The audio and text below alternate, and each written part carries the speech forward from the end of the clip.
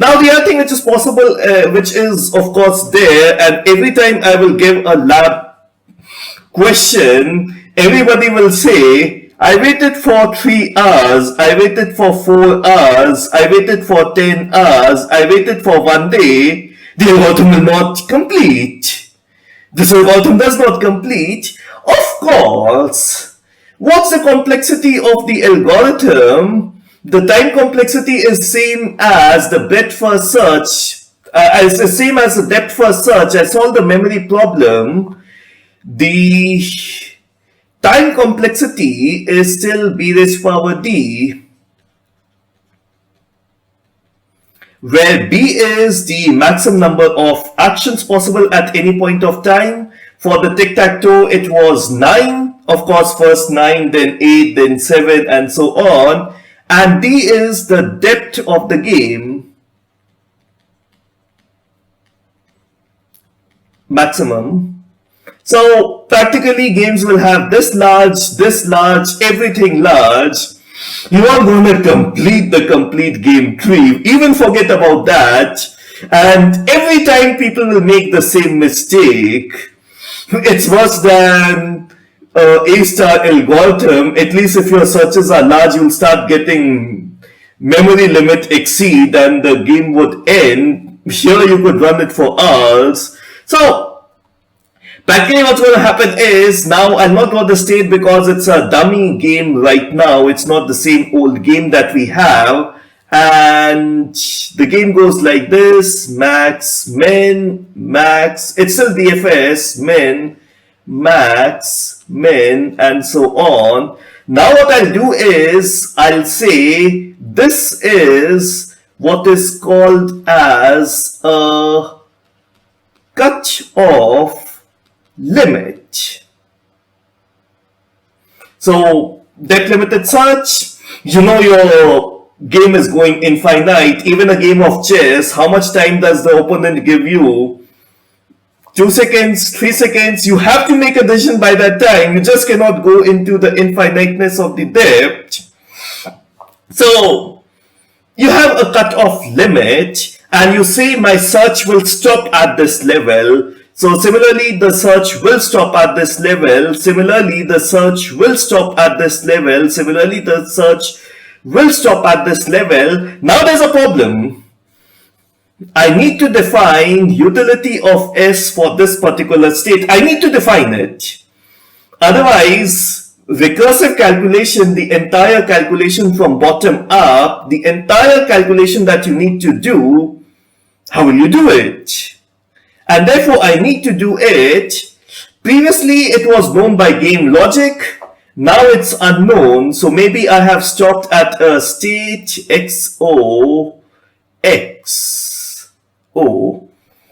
I don't know what's the utility. I don't have time because I set 4 as the maximum depth. I've reached a depth of 4. I don't know. And here is what I'll do. I'll guess the utility value. I'll try to make a guess.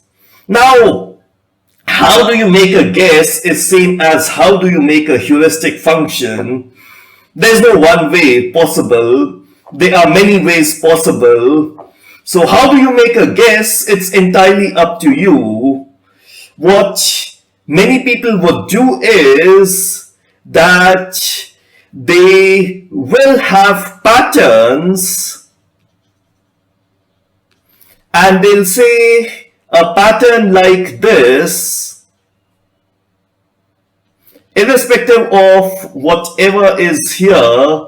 So irrespective of whatever is here, irrespective of whatever is here, irrespective of whatever is here, it's a very strong chance that the cross wins. So they'll say the probability that in this pattern, max or cross wins is 0.8, extremely likely. What many others will say is that whoever gets the center position has a very high chance of win. So this has a score of 0.3. However, if you have a 0, 0, that's also a mini pattern where Min is likely to win it. So this has a score of minus 0.4, and they'll add up all the scores and they'll do exactly the same thing. So this course unfortunately doesn't go into the depth of the game, which is the only thing which is interesting. What are interesting patterns? What are interesting values? So in a game of chess, you say how many pieces do you have left? There's a score for that. Is your queen alive? There's a score for that. You add up your score, you add up the score of your opponent, and the difference of the two is the kind of expected returns that you're likely to have. There are some positions which are called as the attacking position. You are attacking the king from 2 ways, 3 ways, and you're getting attacked by 1 way, 2 ways. So you take your score, how many attacking positions do you have, you subtract it from the attacking position that the opponent has. That's what's a heuristic. And of course, the thing that I said with search is true here as well. What you'll do is you'll observe hundreds and thousands of games. You'll observe games of Garry Kasparov's, you'll observe games of the best university player that you have, you'll make online versions of the game, you'll say free game, everybody play, you'll observe those games and you will say this is the state and this is the utility. So from this particular state, how many times did max win? How many times did min win? So it's number of times max wins divided by number of times max wins plus number of times min wins. And you populate this table. You populate this up, or you learn it like a machine learning approach. So the same thing in a machine learning approach will be, if from the state max wins, you say it's a +1. If from this state max win loses, you say -1, and you try to learn this function, deep learning, shallow learning, feature-based learning, all the kind of learning that you have. So you kind of learn this function. However, in this course, we only look at the basics of this. We do not consider we did not consider a lot about how to make interesting and good heuristic functions. We'll not look into how to make these very interesting functions. It could be an entire 40-hour course in itself about all interesting game playing, making good heuristics, what are good, what are bad heuristics. That's what I practically do. So no game is infinite, even if it has cycles. All games, I only play till a cutoff. After that, I try to make a guess. Guess is same as the heuristic function used previously. It could be solved by machine learning, feature engineering, or any approach possible. However, all that I do is that I try to make in the best guess possible. Okay, now, another thing that I did write it around over here, never to be done, don't ever do that, which is to define cutoff limit as a fixed depth.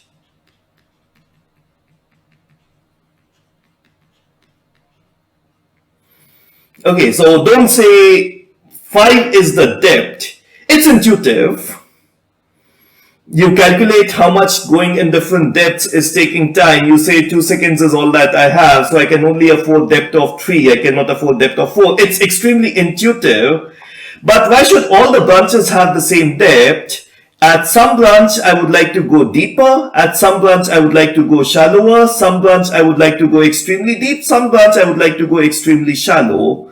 That's how I would like to set my cutoff as, not as a fixed depth. Now again, how to really set off a cutoff is something beyond this course. I'll not be speaking about it. 2 common things to consider. Sometimes a game is very interesting. With every move it can change. Don't cut off. The heuristic value of your current state will be very different than if you go 1 depth more. Will be very different you go 1 depth more. every time it's a suspense, things are changing. Chess, oh my god, one move the game changes, another move it changes again. So when your utility values is likely to fluctuate, somebody took off the queen wasn't even in the attacking position, suddenly things have changed. So whenever you got a game at a very delicate depth where a few moves here and there could swing everything, do not cut it off. Some other states are like, it's obvious that the game is being won by max, it's obvious that the game is being lost by max. You go 5 depths, it's not going to change much. It's almost the result is there. So sometimes in games you actually switch off the television, you like, I don't even need to watch it, the result is clear. So that's a good point to just cut off. Why go ahead when the result is clear? The result could even be a tie. It's clear that it's going to be a tie. What's the fun in going ahead? You could just cut off and invest more time on other branches. Makes sense. Now, this should be done with a caution. Many games, including chess, have this one killer move. And if you play this killer move, the game suddenly changes. Now what the opponent would like to do is to invoke conditions by sacrificing its players, by continuously checking you around, by doing all sorts of funny little things so that you don't have time to play those killer moves. It's right there. The moment you get time, you'll play it. But the opponent is acting in a way that either you cannot play the killer move or you are acting such that the opponent cannot play the killer moves. So it will appear that yes, the game is going almost static, but you know that there's a killer move available. So you might actually play the killer move and calculate the utility value, or let the opponent play the killer move and calculate the utility value, because the silence of nothing happening as you go deeper into the tree can be misleading. So that's again an interesting little thing. Good for you. It's most basic course only, and because it's a most basic course only, we will not be looking into these more exciting little things around. Rather, we will be focusing only on the basic theories and the basic philosophy, just to give you a flavor of AI. Now, if you're thinking about how does the program look like, so first let's write it down mathematically. So what is my max trying to do? My max is trying to maximize the utility value, and therefore I say utility of a state S is the maximum over all the actions. So max will try to select a particular action that maximizes my utility value. So maximum over all the actions A, utility of the resultant of that action when the action A is applied on the state S. So last time we said S dash is equal to action A applied on state S, and this is utility of S dash. Now, of course, I need to have some bit of a mathematical rigor, and I cannot loosely write it down. So I say action A applied on state S, whatever is the result is what will happen. This is if my current node is a max node.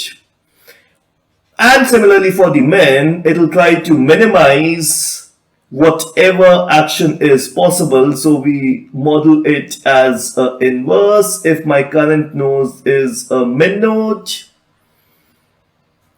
And if you have done a lot of recursion, you know it's an infinite loop.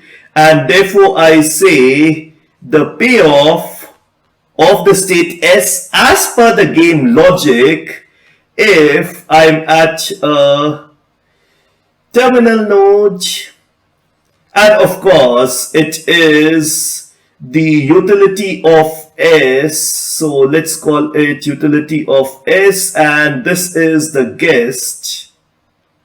Guess by machine learning, feature engineering, if cutoff test passes.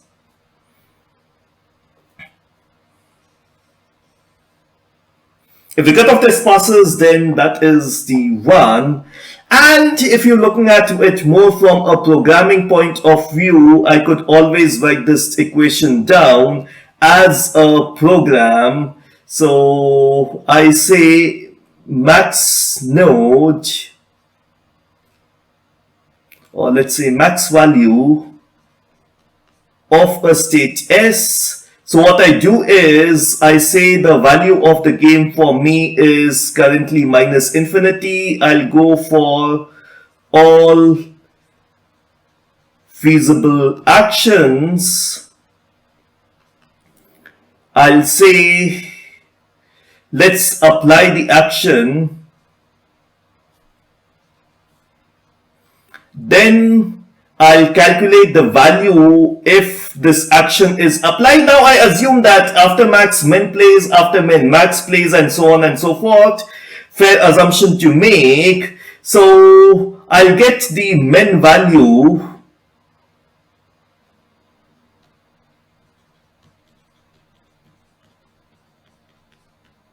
of the state S dash, and I'll try to maximize all the returns that I get. So if v dash is greater than v, then I have v is equal to v dash. And finally, of course, I return a v.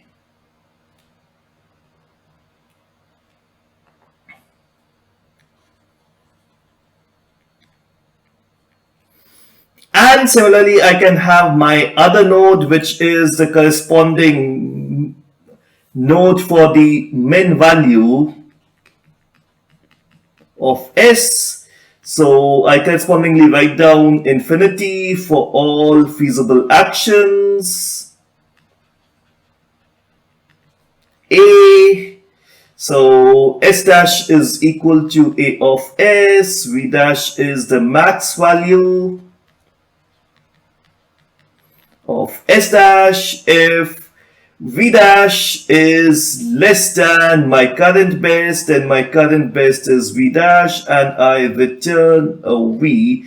And of course, you can get it from here itself that this is a recursive function. This is calling this is calling this, and therefore I need to have a base condition. So I say if cutoff S, then return US, and I make this condition such that you guess S if cutoff return you guess S, and I make this cutoff function in a way such that if it's a terminal node, then cutoff always returns positive, so it does return. And I make uguess such that if uguess, if it's a terminal node, then I definitely return the winning or the losing condition. Now remember that you're talking about two things, a guessed utility value and an actual utility value, and your guessed utility value needs to accept the conditions that you cannot guess a score of +5 for a game for which the maximum score is a +1. Not possible. By what rule is it possible? So you need to respect that fact that the guess values must always be intermediate between the actual values possible for the game. They must be in the same range, and they must actually interpret the realistic condition, what is the expected by probabilities returns on the particular game. And therefore, on the code, I'm only showing it as one function. Now, where does it start? It starts off with the function find best move for the state S. So, it's a game. I did not make the simulator. You are supposed to make it. I did not say how to accept the move from the other player. You're supposed to make it. All that I'm saying is AI is that the simulator, the game engine, it observes the states, it gives that as an input to the agent, which is the computer agent, and it expects the action as return or the move as return. So the game state is obviously the input. By some sensor, it's fully observable game, and the action needs to be output. So that's my agent function. That's the only function that I'll write down for my computerized automated player. And that's exactly same as this function. So instead of a max, I will say an argmax. So I don't need to care about the cutoff because it's a depth of 0. And if the game would have ended, then my function would not have even called. So function call has been made. That means the game is still possible. And because of that, I just say v is minus infinity. The best action so far is nil for all feasible action A. So apply the action, S dash is equal to AS, calculate its move, V dash is equal to, so Max is playing this move, so Min will play the other move. It's an assumption, Max plays then Min plays, not always in games, but still. And then of course I say if V dash is greater than V, then V is equal to V dash and best action is equal to A, and I finally return A. Popular question, why didn't I say find best move for Min? Min is the other player, it's the human player, you'll play it. Of course, if it's a two-way simulation, then I would have definitely modeled for that as well. There is no reason why I wouldn't have modeled for that. But lucky for you, as of now, the other player is what is being played by you. And because it's being played by you, I will not be modeling that up or any way which is possible.